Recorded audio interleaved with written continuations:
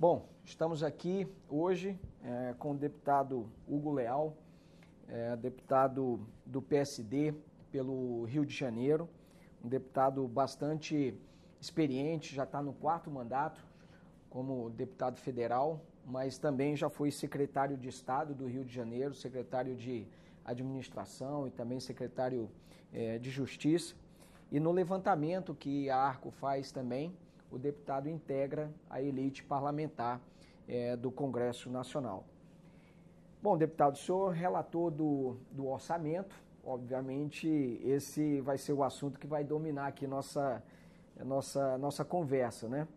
E uma das questões que a gente é bastante perguntado, inclusive pelos nossos clientes, é justamente sobre o cronograma do orçamento. A gente hoje é 1º de dezembro, então último mês de atividade legislativa antes do recesso, que começa a partir do dia 23 de dezembro, então uma corrida contra o tempo.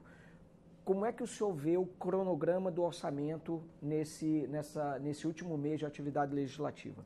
Bom, Noronha, primeiramente agradecer a oportunidade de estar aqui com vocês, da ARCO, sempre uma alegria, e dizer o seguinte, nós temos confiança e o compromisso, tanto com o presidente Arthur Lira quanto com o presidente Rodrigo Pacheco, nós encerrarmos e apresentarmos os nossos trabalhos do orçamento esse ano. Então, apresentar, já chegar o ano que vem, já com o orçamento 2022 aprovado. Esse é o nosso desejo. Temos tempo, quer dizer, o prazo é muito exíguo, mas, como você disse, hoje é 1º de dezembro, nós estamos trabalhando já para a votação do relatório da Receita, que já foi apresentado pelo senador esqueci agora o nome, mas o senador que estava responsável pelo relatório Ariovisto, ele já apresentou o relatório, provavelmente nós vamos apreciar hoje, mais tardar amanhã, se houver alguma contingência. Eu já estou preparando também o relatório preliminar, pretendo apresentar o relatório preliminar no início da semana que vem. O relatório preliminar do relator geral é um dos parâmetros, então nós já estamos estudando, já vem fazendo isso. Já na semana que vem já deve sair esse essa é a intenção. Nós temos aí com uma linha também a possibilidade do governo federal encaminhar uma mensagem modificativa, né? A mensagem modificativa aguarda também o resultado da PEC dos precatórios, que provavelmente vai ser votada hoje no Senado, e dependendo das mudanças poderá passar pela Câmara, inclusive na quinta-feira. Essa é a expectativa que nós temos no trabalho. Eu, junto com a presidente da comissão, nós fizemos uma programação da semana que vem, relatório preliminar, essa semana relatório das receitas, a semana que vem relatório preliminar, depois nós já vamos para os relatórios setoriais, na semana ali do dia 13, e relator setorial, relator geral, a gente pode apresentar já na semana do dia 20, ou na semana pós na semana do dia 13, as discussões dos relatórios setoriais poderá se ocorrer, inclusive com a avaliação já iniciada do relator geral. Eu não vejo nenhum tipo de dificuldade, porque as grandes temas, as teses principais já estão postas. E acredito que nós teríamos aí a partir da semana do dia 20, né, que antecede o Natal, já com a aprovação. Até o dia 23 nós teríamos condições de aprovar o orçamento. Essa é a lógica. E se houver alguma outra contingência, teríamos ainda a última semana. É só você não suspender o recesso, e faremos na última semana a votação. Mesmo depois do Natal? Depois do Natal.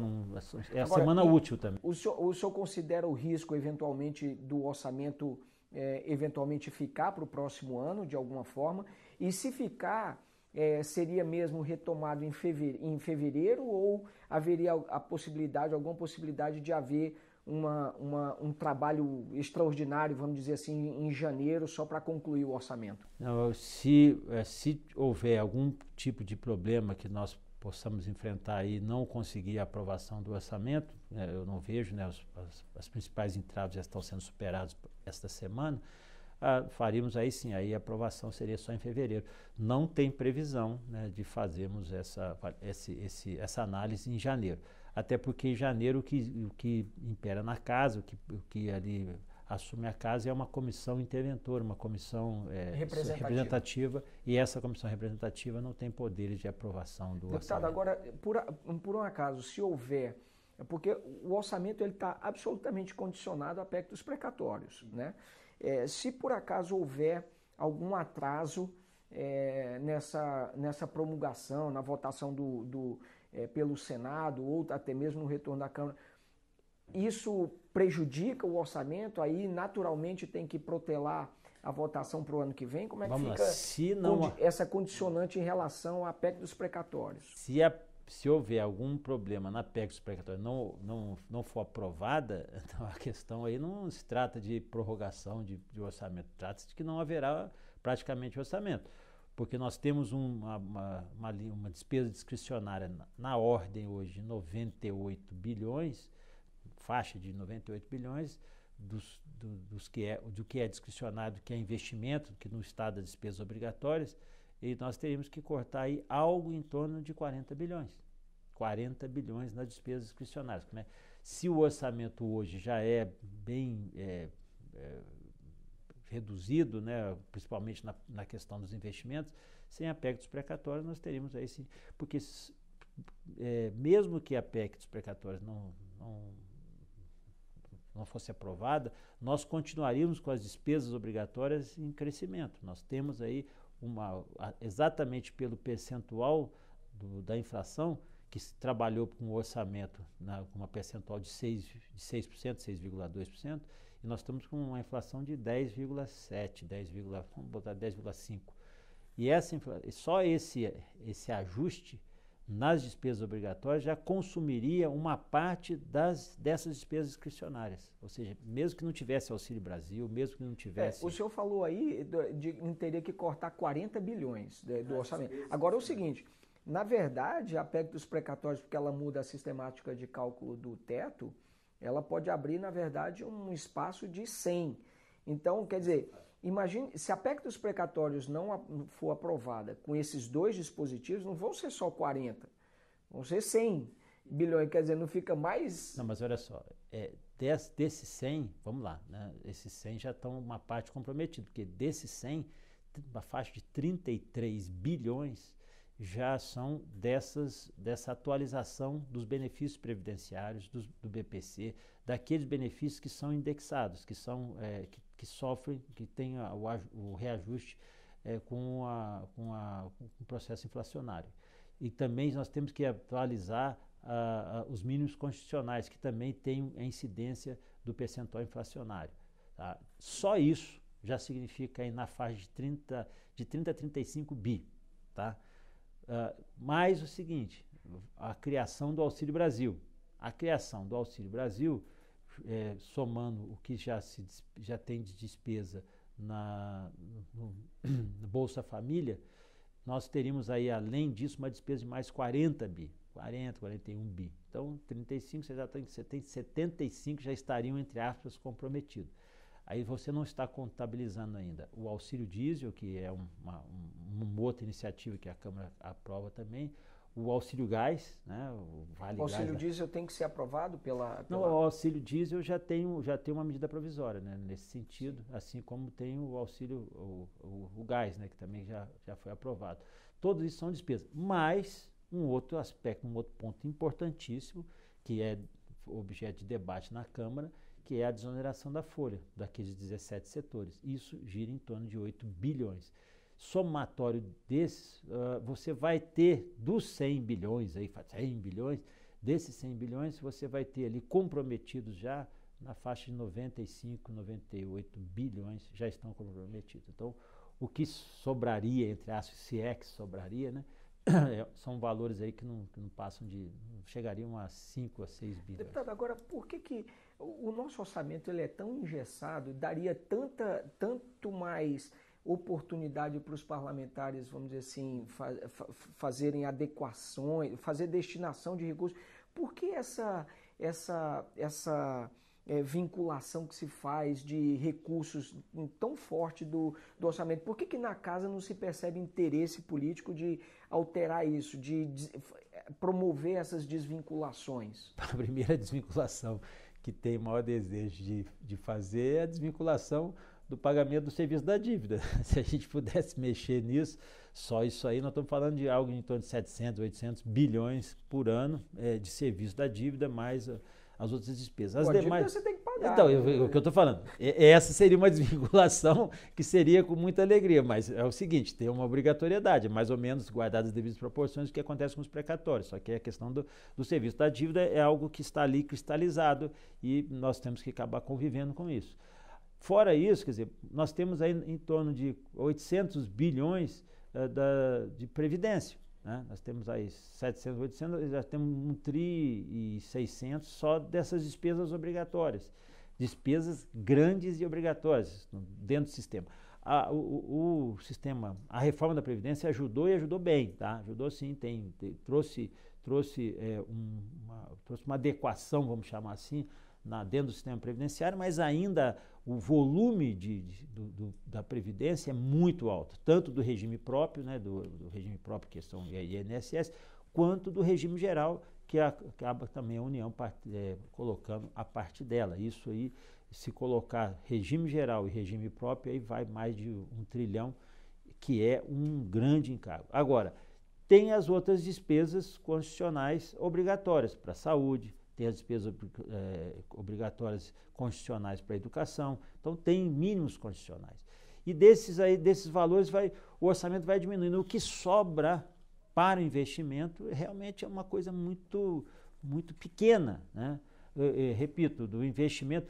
E o que nós temos hoje, o que os ministérios hoje acabam sobrevivendo, ou sobrevivendo pelo menos gerando perspectiva de investimento, nas emendas parlamentares. Aí cada parlamentar tem em torno de 17 milhões de emendas para indicar em vários setores, sendo que 50% dessas emendas tem que ser obrigatoriamente para a saúde, então já entra na questão do mínimo constitucional, e os outros 50% para todas as outras atividades, aí para o MDR, Ministério do Desenvolvimento Regional, para o Ministério da Cidadania, com esporte, Ministério do Turismo, Cultura, ou seja, as opções não são muitas. E também as emendas de bancada. São recursos hoje que, por terem caráter impositivo, e aí foi uma opção do parlamento, uma positiva opção do parlamento, passam a ser disputados também dentro dos ministérios, não só das políticas que o ministério tem que investir, mas também esses recursos que tratam ali na narrativa e no diálogo com o parlamento. O mercado, em geral, ele fica muito preocupado com possíveis surpresas que o orçamento possa vir a trazer, seja um gasto inesperado, uma obrigatoriedade. Existe algum ponto, inclusive, que possa, de uma certa forma, que tem mobilizado os parlamentares em torno do orçamento? E existe alguma coisa que o mercado tenha motivo para eventualmente ficar preocupado de alguma coisa que possa vir de surpresa no orçamento, ou não? O senhor acha que não deve trazer nenhum tipo de surpresa, vamos dizer assim, com impacto negativo ou que possa surpreender de forma negativa o mercado? Noronha, o mercado é sempre, eu brincava que o mercado é um coração pulsante e bem pulsante, né? Ele está sempre, às vezes, nervoso, e é natural, porque ele trabalha com os fatos, ele trabalha com números, né? A política trabalha com números, mas trabalha com o elemento da emoção, né? Tem razão e emoção, então ela é muito viva também, mas não obedece ali uma linha racional como tem uma visão de mercado. Então, eu costumo brincar que tem certas coisas que o mercado já absorve e no jargão dele está precificado. Pode ser que está precificado. Até o prejuízo fica precificado. Nesses últimos 2 meses, eu acho que tudo que poderia acontecer de altos e baixos já aconteceu. Eu tenho dialogado muito com outros agentes de mercado também, eu tenho sido aberto dentro dessa linha. Eu não sou um especialista no mercado, sou um conhecedor, tenho algum conhecimento, né, alguma experiência dentro do ambiente político, apesar também de ter atuado em outros segmentos da iniciativa privada. Mas o que nós vemos aqui hoje, a fotografia, quer dizer, com relação à questão da PEC dos precatórios, né, que foi assim, de uma absorção com dificuldade, mas eles entenderam a lógica do espaço fiscal, isso foi já, como disse, está precificado. A questão do Auxílio Brasil também, e há uma discussão hoje, uma grande preocupação, porque eles querem fazer o Auxílio Brasil de caráter permanente, assim como o Bolsa Família. O Auxílio Brasil hoje, com esses volumes que estão, não teríamos condições de fazê-lo como de caráter permanente. Ele R$400 não tem como. Não, ele vai fazer R$400 ao longo do ano de 2022. Isso já tá avaliado e já está colocado.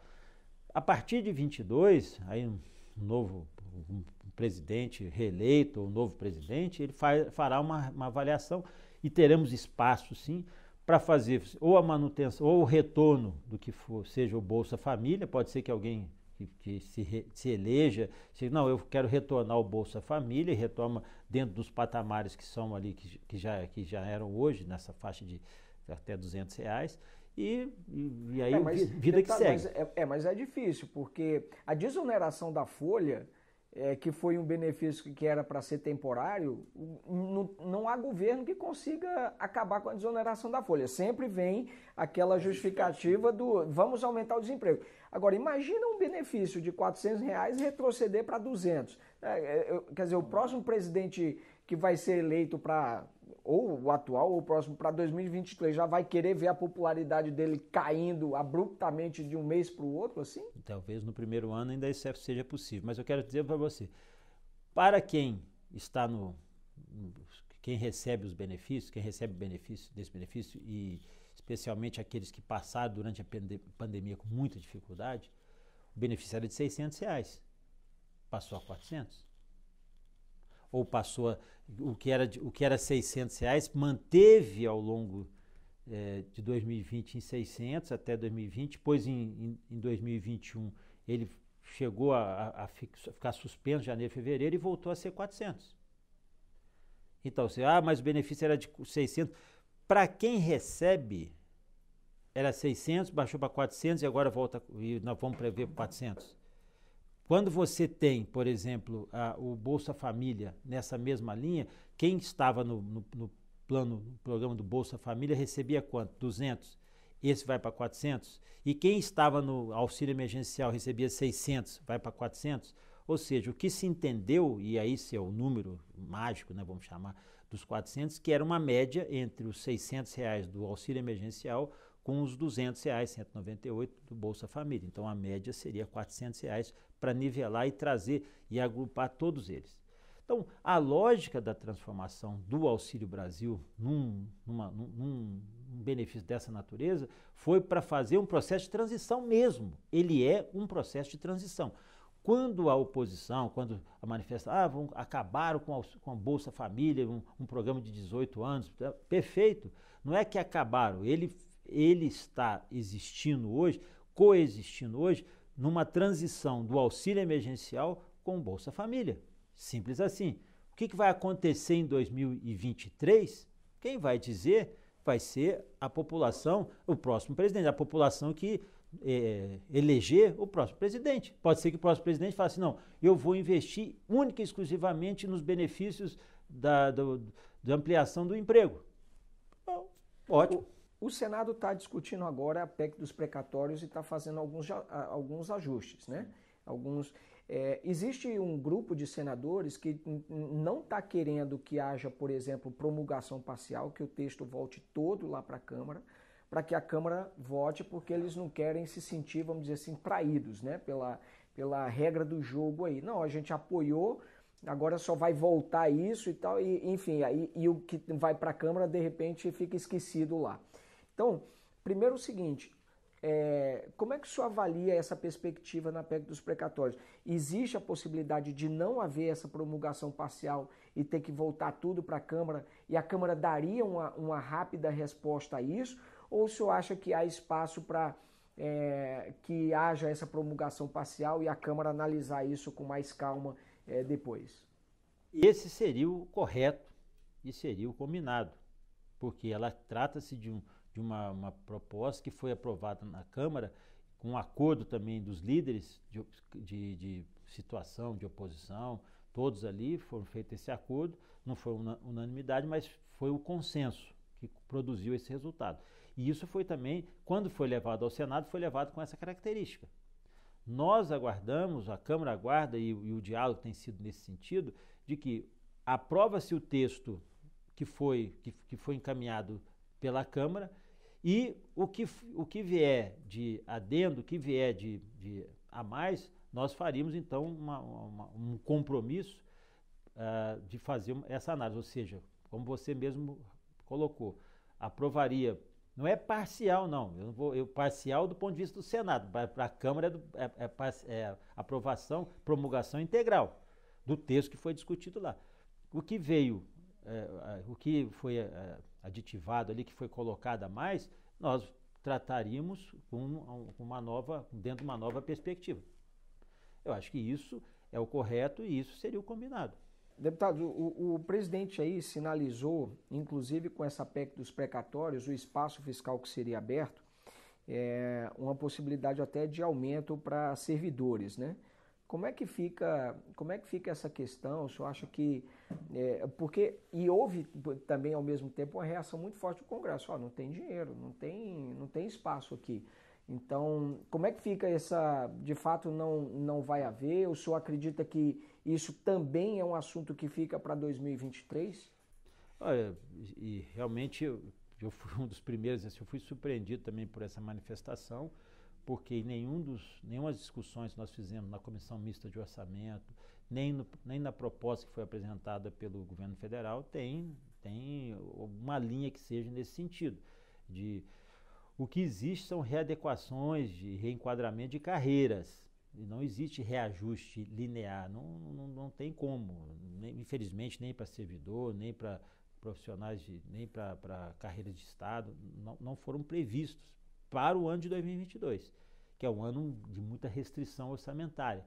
Então, quando o presidente fez essa manifestação, provavelmente ele fez a manifestação no bojo, ali na perspectiva, não, vamos ver se conseguir um espaço, a gente pode até pensar no reajuste do servidor. Veja, porque o reajuste do servidor tem um caráter permanente. Então, qualquer reajuste que você dê nesse sentido, menor que seja o valor, ele vai ter um caráter permanente e vai aderir, vamos chamar assim, aderir à folha e isso tem um peso muito forte. É a mesma coisa, por exemplo, eu dei um exemplo aqui no início, que nós temos que fazer a atualização dos benefícios previdenciários no momento em que incide o percentual inflacionário. Isso é uma obrigação, está na Constituição, nós temos que fazer. Do ponto de vista do servidor, o que tem lá, o que tem previsto lá, já foi feito para esse ano, já teve uma variação e para o ano de 2022 não tem nenhum tipo de valor previsto. Tem espaço? Bom, não sei que tem alguma lógica que aconteça ainda dentro desses próximos 15 dias que possa provar que há esse espaço. Hoje eu não vejo isso. O senhor falou aí no começo de vários, vamos dizer assim, comprometimentos desses 100 bilhões que a PEC dos precatórios vai abrir, né? Tem a desoneração e tudo mais, enfim. E tem até a questão ainda que o senhor não contabilizou aí, não sei se está contabilizado, mas a resolver a questão do fundo partidário. Porque há uma expectativa de aumento desses recursos. Como é que isso vai ficar no orçamento? Isso vai ser definido no orçamento? Qual que seria o valor razoável aí que o senhor acha para em relação ao fundo? O que tem hoje, né, eu não recebi nenhuma demanda específica dos meus pares ali para poder fazer nenhum tipo de aumento. O que tem hoje previsto é 2 bilhões e 100. Obviamente que é um valor ainda muito aquém da perspectiva de uma eleição geral, porque é o valor que tem a atualização da eleição de 2020, é uma eleição municipal, e uma eleição geral precisaria de mais. O que eu tenho discutido é o seguinte, nós temos que descobrir qual vai ser o espaço para poder colocar esse valor. Tem uma discussão, quer dizer, no momento em que o presidente veta um texto da LDO que estabelece os percentuais, a gente tem que avaliar se não caberia ali a derrubada desse veto para a retomada de um valor que eu consideraria, assim, do debate que nós estamos tendo, um valor que possa fazer frente a uma eleição geral, uma eleição dura, uma eleição geral para que nós enfrentaremos em 2022. Então, eu não tenho assim, um valor fechado na cabeça, né? Isso depende muito mais dos líderes, e repito, apesar de ser o relator geral do orçamento, eu falo isso para todos, né? Eu sou só o relator, na realidade eu sou o escriturário, né? Na época tinha no banco, fazia o escriturário ali dos valores. Então, essa decisão, o valor que para o FEFEC, né, para o fundo, tem que ser 3 bi, tem que ser 4 bi, tem que ser 5 bi. Eu não tenho condições de definir isso. Define-se no conjunto dos líderes da Câmara, com os líderes do Senado e com a Presidência da República.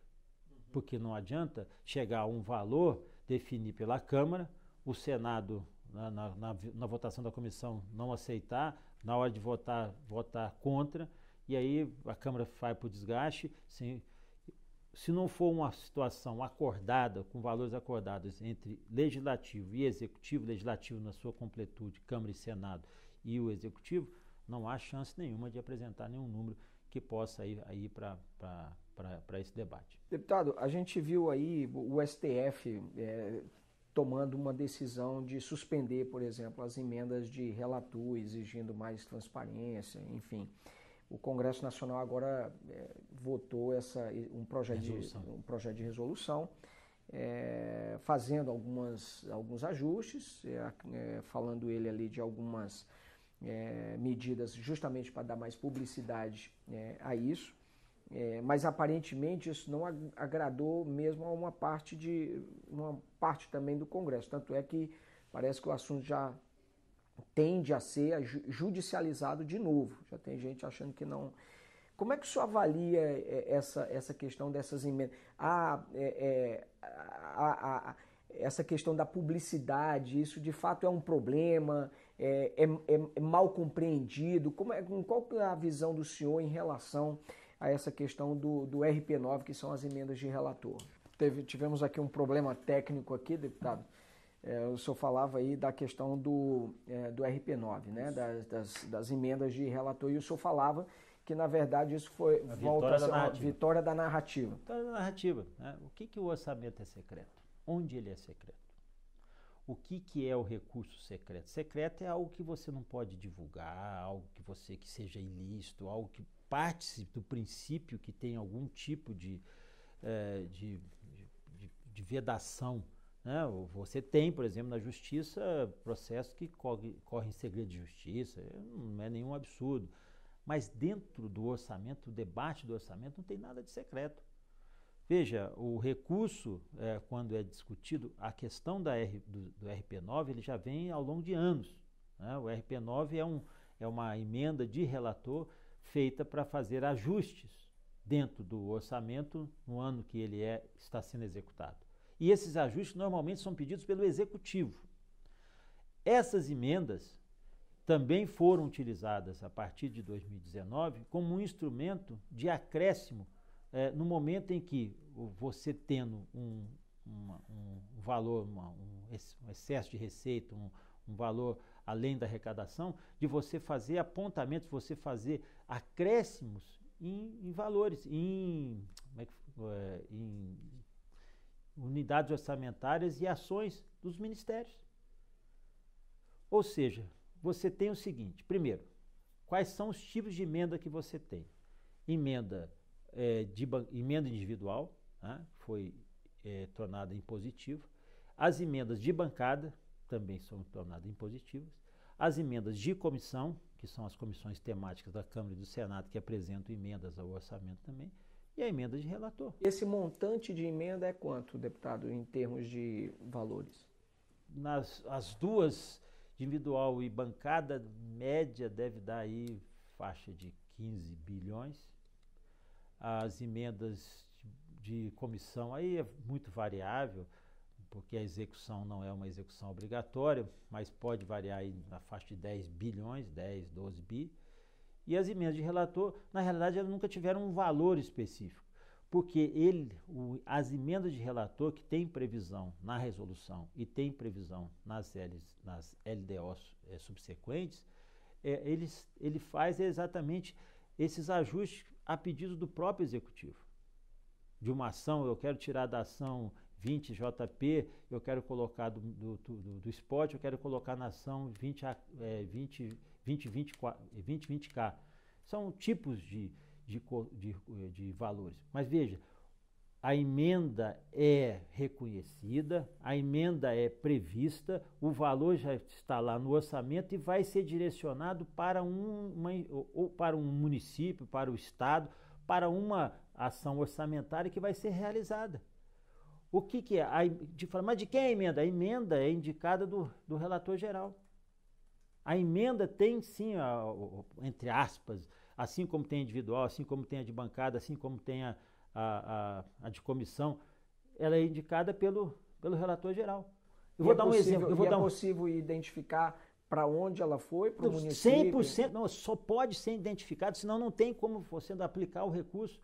Eu vou indicar, por exemplo, eu tenho um recurso, o relator geral indicou um recurso para o município lá no meu estado, município de Belford Roxo, por exemplo, lá na Baixada Fluminense. Vai indicar esse recurso que está sendo aplicado em Belford Roxo, vai ser aplicado na área de educação, vai ser feita a compra de computadores. E tudo isso, a unidade orçamentária, a ação específica, tem que ser de acordo com o orçamento da União, que vai ser aplicado lá no município de Belford Roxo. A diferença da emenda individual para a emenda de relator é que na emenda individual, quem faz isso, eu sugiro ao orçamento da União que coloque lá no município de Belford Roxo para comprar computador. Então tem lá a minha identidade. Na individual, porque é obrigatória na individual. Na de relator, não. Na de relator, porque se você for ver quantas emendas de relator nós tivemos em 2021, foram mais de 1.800 emendas de relator. Mais de 1.000. E essas emendas de relator, algumas de ajustes, outras de apropriação, outras de acréscimo. Aí ele quer identificar, mas quem indicou? Quem indicou? Foi o relator. A lógica é essa, a lógica sai do parlamento. Não, mas tem que saber quem fez, eu costumo indicar, quem fez a inseminação artificial. Sim, mas como assim?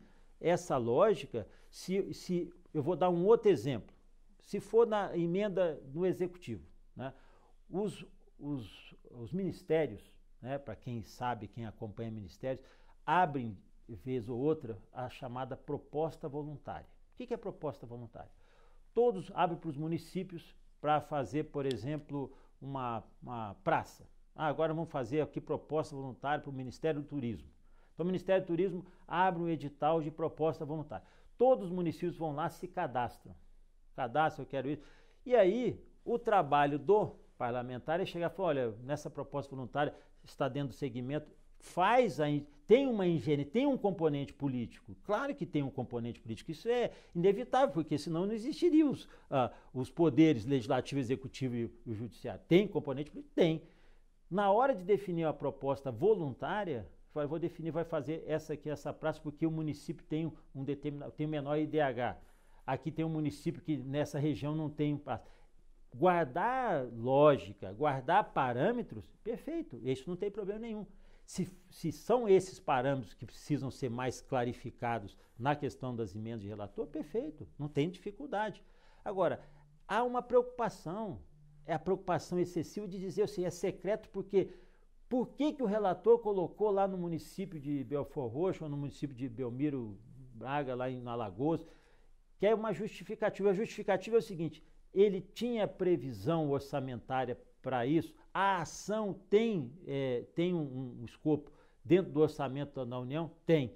Poderia fazer? Poderia. O município teria capacidade de receber, porque não está dentro a gente chama do SPC, ou ele estaria dentro das possibilidades? Estaria.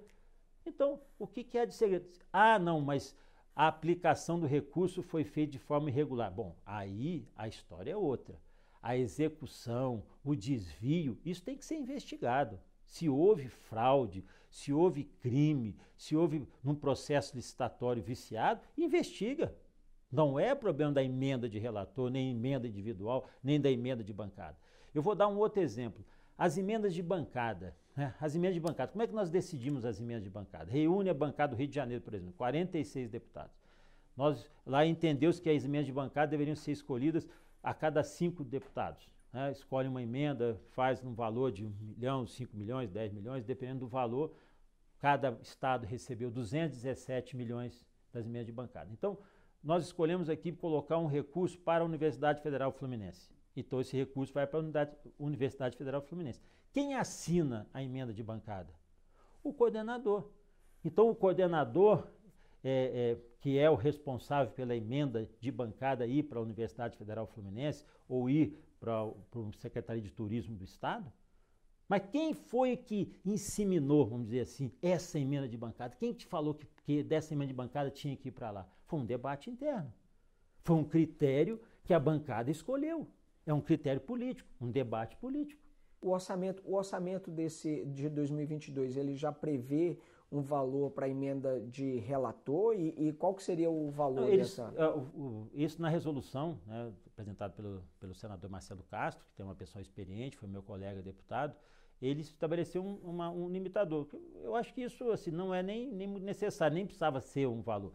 O que ele estabeleceu foi um parâmetro. Ele falou assim, no entendimento dele, num debate que houve lá no Senado, eles disseram o seguinte, as emendas de relator não podem ser maiores que a soma das emendas de bancada com as emendas individuais. Bom, é só para ter esse valor hoje mais ou menos 16 a 17 bi. Então não pode ser mais do que isso. Sim, mas eu estou dizendo o seguinte, nas emendas de acréscimo, de apropriação, mas nas outras emendas passa muito mais do que isso.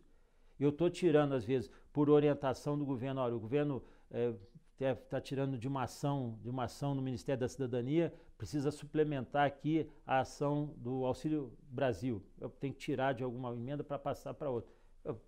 Quem faz isso é o relator geral. O senhor considera que essa decisão do Supremo tenha sido uma intervenção muito forte dentro do... E o senhor acha que existe uma solução possível aí? Que acabe atendendo aos dois? Eu costumo dizer o seguinte, a Constituição diz que os poderes são autônomos, independentes, porém tem uma palavra que poucos usam, chama-se harmonia, e harmônicos entre si. Harmônico significa que não pode haver, da parte de nenhum de outro, sobreposição de função.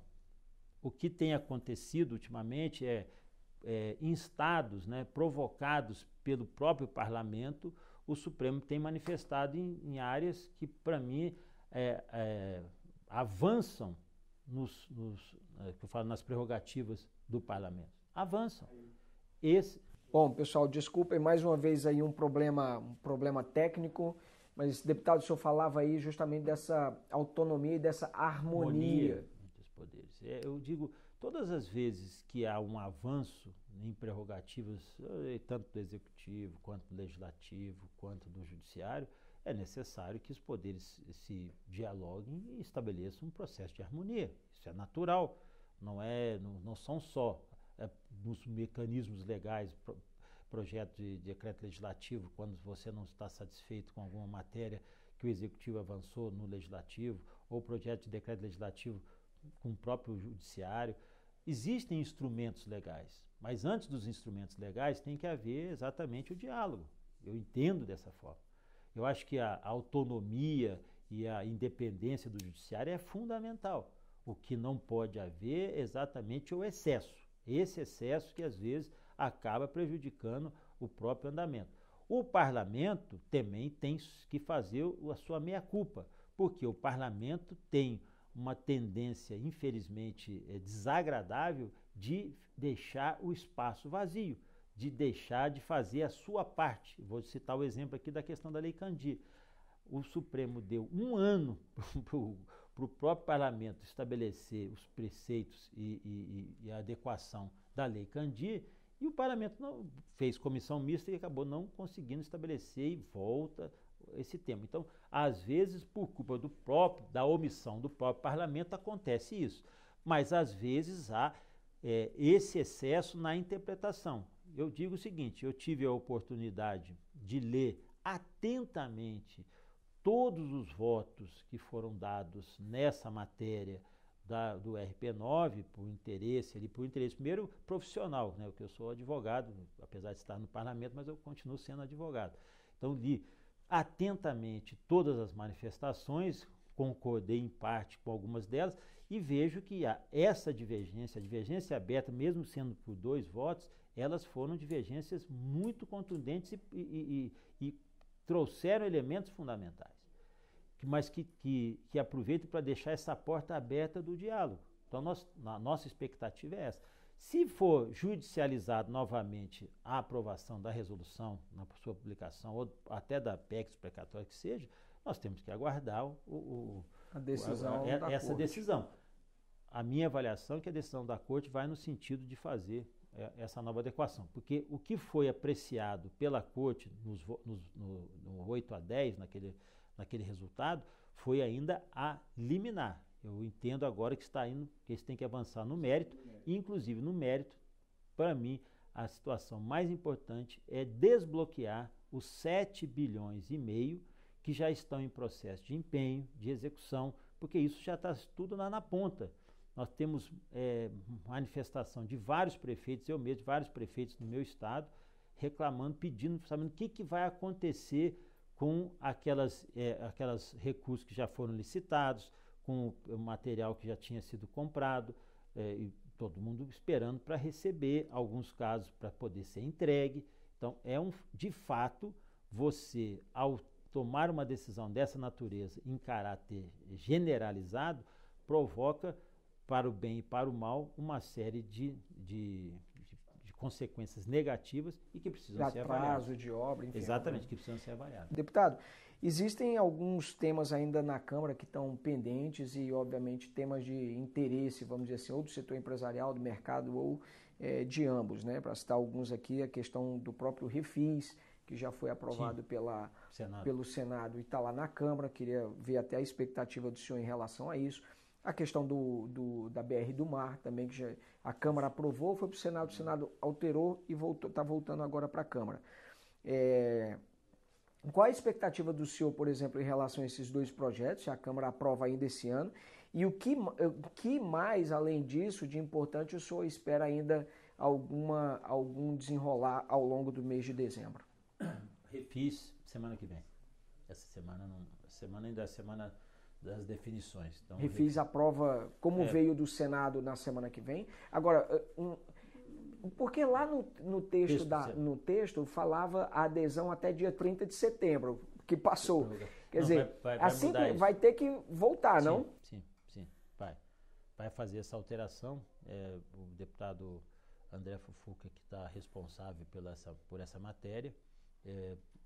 Nós já houve um acordo, um entendimento no Colégio de Líderes de não levar essa matéria para o plenário nem hoje, nem amanhã, né, porque nós temos as prioridades. Eu acredito que a questão do Refis, a questão da BR do Mar tem uma chance muito grande de ser encaminhada ainda esse ano, nas próximas semanas. Não vejo outra matéria que esteja mobilizando a casa que não seja a questão do orçamento, da questão da liberação lá do Supremo, que eu acho que isso é o que tem mais incomodado a casa e a casa quer acelerar. Nós temos aí votando as outras matérias que são matérias que a gente chama na área de tese, de políticas públicas, mas que ainda não tem impacto, né, relevante na questão das finanças. Como foi o caso ontem, a gente votou a questão da ampliação de penalização para injúria racial. São propostas que têm sido trazidas no ambiente do Colégio de Líderes e têm encaminhado quando há consenso. E, bom, no próximo ano também é ano eleitoral, né? Então, eu queria, na expectativa do senhor, considerando que justamente é um ano de eleição, alguma reforma, alguma matéria mais polêmica pode avançar? Ou já acha que por conta do processo eleitoral nada muito polêmico ou muito denso vai ser votado no ano que vem? Uma coisa eu tenho certeza, não tem reforma administrativa, não tem ambiente, nem agora para o final do ano, por mais esforço. E nem no ano que vem. E nem no ano que vem, muito menos no ano que vem. Né? Isso é uma matéria que vai ter que ser reavaliada no futuro. E, assim, difícil, né? Porque ano eleitoral, eu costumo brincar, se tem alguma coisa para ser aprovada de importante, primeiro ano e ano ímpar. Nunca em ano par, porque ano par sempre você vai coincidir com o processo eleitoral e é mais difícil. E o ano que vem é um ano que promete, porque o acirramento vai ser cada vez maior. E esse Já está acirramento, começando agora, né? não, sim, mas o ano que vem vai acirrar ainda mais. Estamos falando, janeiro, né, alivia um pouco, as pessoas, né, dão aproveitam para poder descansar um pouco a mente, mas fevereiro, esquece, fevereiro e março. Por falar nisso, eleição, o senhor é do PSD, o presidente Nós do... temos um candidato próprio. Pois é, o presidente do partido Kassab defendendo a candidatura do Rodrigo Pacheco, presidente do Senado. É candidatura para valer, ele vai ser candidato, pra valer. Existe a possibilidade de alguma composição com eventuais alternativas aí dessa chamada terceira via, quer dizer, seja com o Moro, seja com o Dória, enfim. Olha, assim, política, né? Primeiro você tem que se posicionar. O PSD se posicionou. O PSD tem candidato próprio à presidência da República. Assim como tem candidato próprio. O senador Rodrigo Pacheco meio cauteloso, né? Mas ainda é de cauteloso assumir, né? porque a característica dele, né, de origem, ser mineiro, né? Então é sempre assim, é um Juscelino Kubitschek que ainda está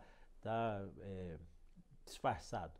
Mas o PSD já se posicionou de espaço. Então é importante se posicionar, porque uma vez posicionado você tem o espaço. A partir de março, porque nós temos dois momentos, né? 3 momentos, aliás. O primeiro momento é esse momento de final de ano, sempre tem esse nervosismo eleitoral, tal, esse final de ano sempre assim, tem essa característica. Depois janeiro dá uma espalhada, cada um vai fazendo o seu trabalho, fevereiro reaglutinam as forças, e em março a pressão aumenta, e abril é o que eu chamo de primeira fase do período eleitoral. Por que é a primeira fase? Nós vamos ver quem é quem que vai ficar onde. Será que esses que estão no partido hoje... Não começa um pouquinho antes naquela janela partidária? Então, na janela partidária, desculpa, é de março a abril. É de março a abril, né? Entre o mês de março e o mês de abril. Mas basicamente o mês de abril. É a janela partidária. A janela partidária vai definir uma série de questões. O que nós estamos falando hoje, dia 1º de dezembro, pode ser que na janela partidária não seja mais realidade. Isso é uma característica da política. Então, quem ficará aonde? Esse quadro que nós estamos vendo hoje, partidário, inclusive os mais recentes, permanecerão até lá? Eu tenho muitas dúvidas se esse quadro eleitoral, partidário, vai permanecer como está hoje. Como é que o senhor avalia? Hoje todas as pesquisas estão mostrando uma polarização muito grande, né? Entre Lula e Bolsonaro. Os dois ali, dependendo do instituto, somando 60% do Sim. eleitorado, mais ou menos. Como é que o senhor avalia essa chance dessa terceira via, se essa fragmentação continuar? Como é que o senhor vê quais são os principais desafios e qual é a chance dessa terceira via? A chance da terceira via ela se posicionar exatamente fora desse escopo da radicalização, né? Essa radicalização já tem representantes, e essa radicalização tem que ser cada vez mais trazida para um ambiente equânime. O que me chama atenção nesse processo eleitoral, né, eu acho que o Rodrigo Pacheco tem uma chance enorme de crescer, porque ainda não é o momento dele é de aos poucos chegando, ocupando esse espaço, porque ele tem uma característica nacional, mas o que me chama atenção nesse momento desse processo chamado terceira via é a candidatura do ex-juiz Sérgio Moro. Essa candidatura é uma candidatura que passa, ele simplesmente não vem assim, ele se apresenta. A minha grande questão com a candidatura do ex-juiz Sérgio Moro é a circunstância se ele tem consistência para manter isso por mais prazo. Ele é um aceno de esperança, mas ao longo do período, principalmente na janela partidária, nós vamos saber quem vai sobreviver. Aí, a partir de abril, o cenário será outro. Aí o cenário já o que eu falo assim, aí já é o apito oficial. Abril, maio, junho. Aí julho, agosto, setembro é processo eleitoral. Aí é completamente... Tá, o seguinte, mais 2 perguntas para a gente terminar. A primeira delas é o seguinte, sobre o perfil do Congresso. A gente viu um Congresso sendo eleito, assim, mais, vamos dizer assim, de centro-direita, um Congresso mais conservador, bastante pró-reforma.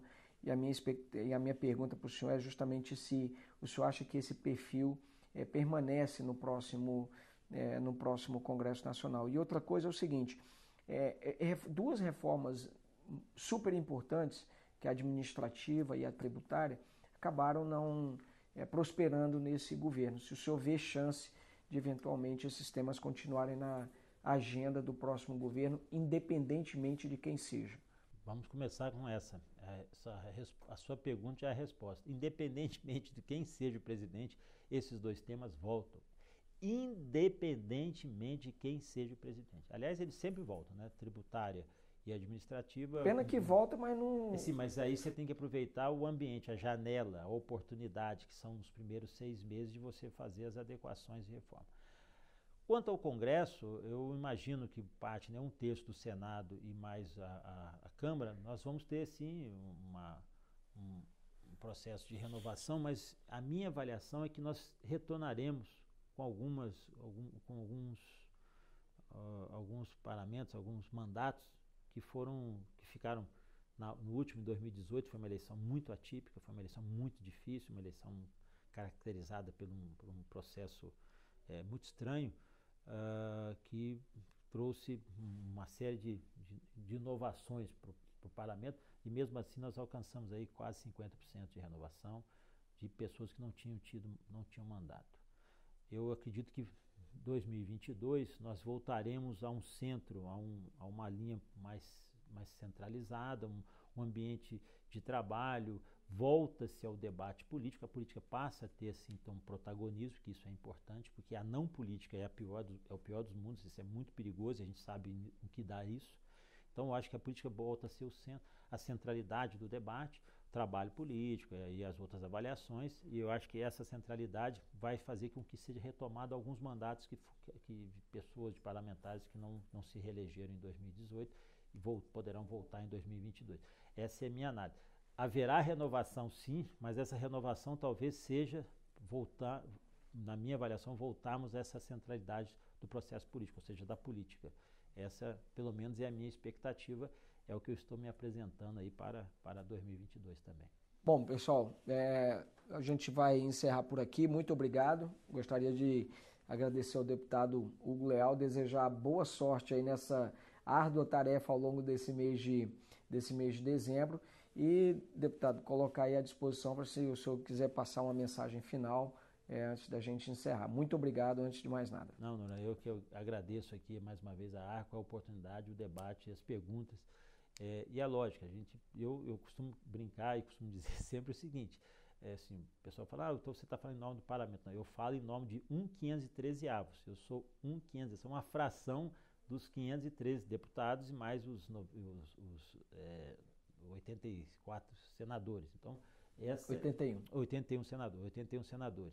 Então, essa é a minha fração, é o que eu penso, é meu raciocínio ali, são as teses que eu entendo que eu vou defender. Agora, uma vez feita a decisão, eu sou parte integrante dessa decisão também. Então, o meu papel como relator também é um papel importante, mas não é o mais importante. O mais importante é sempre o protagonismo do parlamento, da coletividade.